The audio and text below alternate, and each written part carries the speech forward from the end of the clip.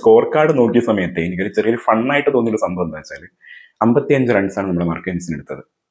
Ball ചെയ്തത് ആകെ 2.5 overs. അതിൻ്റെ അകത്ത് 53 റണ്ണ് കൊടുത്തിട്ടുണ്ട്. 2 റണ്ണും കൂടി കൊടുത്തിരുന്നെങ്കിൽ അടിച്ച റണ്ണൊക്കെ തിരിച്ചു കൊടുത്തു എന്നുള്ളൊരു സംഭവമാണ്. പക്ഷെ എന്ത് പറഞ്ഞാലും ആളൊരു കിടലൻ ഓൾറൗണ്ടറാണ്. ബോൾ ചെയ്യുന്ന സമയത്ത് നന്നായിട്ട് ബോൾ ചെയ്യാറുണ്ട്, വിക്കറ്റ് എടുക്കാറുണ്ട്. ആൻഡ് ഇന്ന് നല്ല ബാറ്റിങ്ങിൽ ഏകദേശം ടോപ്പ് ഓർഡേഴ്സ് ഒക്കെ ഫെയിൽ ആയ സമയത്ത് ആള് ബാറ്റ് ചെയ്തിട്ട് ആ ഒരു ടീമിനെ ഡീസന്റ് സ്കോറിലോട്ട് എത്തിക്കാനും പറ്റി എന്നുള്ള കാര്യത്തിൽ അടിപൊളിയായിരുന്നു. പിന്നെ ഇന്നത്തെ വിക്കറ്റുകൾ പോയൊരു സ്ഥലത്തെ സൗത്ത് ആഫ്രിക്കയുടെ ആ ഒരു സംഭവം ഞാൻ കണ്ടായിരുന്നത്. ഡേവിഡ് മില്ലർ, നമ്മുടെ കില്ലർ മില്ലർ, ആളടിച്ച ഷോട്ട് അടിച്ചു കഴിഞ്ഞിട്ട് ഔട്ടായ സമയത്ത് ആളുടെ ഒരു എക്സ്പ്രഷൻ ഉണ്ടായിരുന്നു. അടിക്കേണ്ടിയിരുന്നില്ല എന്നുള്ളൊരു ഭയങ്കരമായിട്ടുള്ളൊരു സംഭവം എക്സ്പ്രഷൻ ആൾ ഇട്ടിട്ടുണ്ടായിരുന്നു. ഇതാണ് ഈ പ്രഷർ മാച്ച് വരുമ്പോഴുള്ളൊരു സംഭവം.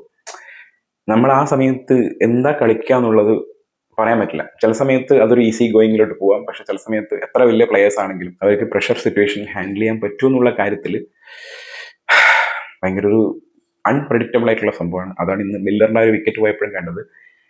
സെമി ഫൈനലാണ്, അതിൻ്റെതായ പ്രഷർ ഉണ്ടാവും, അതിന്ന് കാണാനും പറ്റി. പക്ഷെ ന്യൂസിലൻഡ് ഗംഭീരമായിട്ട് തന്നെ ആ ഒരു പ്ലെയർ, ഓപ്പണിങ്ങിലുള്ളൊരു പ്ലെയർ ഫോം ആയപ്പം കളി കണ്ടോ ഈസി ആയിട്ട് ജയിച്ചത്.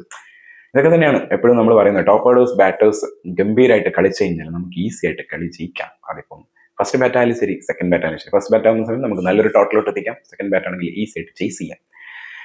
എന്തായാലും ഇനിയിപ്പം ന്യൂസിലാൻഡാണ് അവിടെ ഫൈനലിൽ എത്തിക്കണേ. ന്യൂസിലാൻഡിന് വേണ്ടിയിട്ട് നമ്മൾ ഇന്ത്യ തന്നെ എത്തണമെന്നാണ് നമ്മുടെ ആഗ്രഹം. അപ്പോൾ നാളത്തെ മാച്ചിന് വേണ്ടി കട്ട വെയിറ്റിംഗ് ആണ്. എന്തായാലും ഇങ്ങനത്തെ പ്രഷർ സിറ്റുവേഷനൊക്കെ കാണുന്ന സമയത്ത് കഴിഞ്ഞ നോക്കൗട്ട് മാച്ചിൽ നമ്മൾ സെമിയിലോട്ട് കടക്കേണ്ട മാച്ചിൻ്റെ അകത്ത് സഞ്ജു കളിച്ച ഒരു പ്രഷർ സിറ്റുവേഷനെ ഹാൻഡിൽ ചെയ്തിരിക്കുന്ന രീതി എന്ന് പറയുന്നത് എടുത്തു പറയേണ്ട ഒരു സംഭവം തന്നെയാണ്. ടഫാണ് ഗെയിം എന്ന് പറയുന്നത്. നമുക്ക് കാണുമ്പോൾ, പുറത്തിരുന്ന് കാണുമ്പോൾ, ഗാലറിയിൽ നിന്ന് കാണുമ്പോൾ വിലയിരുത്താൻ പറ്റുമെങ്കിലും അവിടെ കളിക്കുന്ന സമയത്തുള്ള ഒരു മാനസികാവസ്ഥ ഉണ്ടല്ലോ, അത് അത്ര ഈസി അല്ല. 2026 വേൾഡ് കപ്പിന്റെ ഫൈനലിലോട്ട് എത്തിയിരിക്കുന്ന ചെറിയ ടീമല്ല. നല്ല അടിപൊളിയായിട്ട് തന്നെ സെമിയിൽ കളിച്ച് എല്ലാവരുടെയും ഹാർട്ട് വിൻ ചെയ്യാൻ അറിയില്ല, അങ്ങനെ വിൻ ചെയ്തിട്ട് എത്തിയിട്ടുള്ളൊരു ടീമാണ്.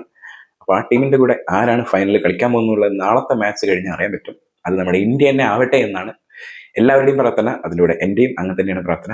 നമ്മൾ നാളെ ഗംഭീരമായിട്ട് കളിക്കട്ടെ, എല്ലാവരും ഫോം ആവട്ടെ, ഒരു ഗംഭീര ടോട്ടൽ ഉണ്ടാക്കിയിട്ട് നമ്മൾ ഈസി ആയിട്ട് നാളത്തെ മാച്ച് ജയിക്കട്ടെ എന്ന് പ്രാർത്ഥിക്കാം. അപ്പം അത്രേ ഉള്ളൂ. Bye bye.